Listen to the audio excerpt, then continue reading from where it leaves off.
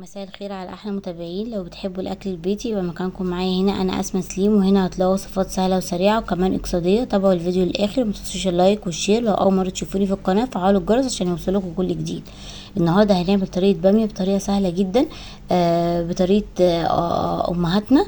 اول حاجه هنجيب حله ونسخن فيها معلقه سمنه كبيره ومعلقه زيت، وهنروح ضايفين بصلايه وسط متقطعه صغير.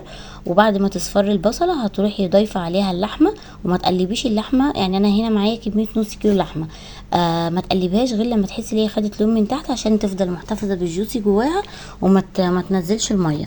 وبعد كده تروحي ضايفه عليها حوالي مثلا نص راس توم مفرومه.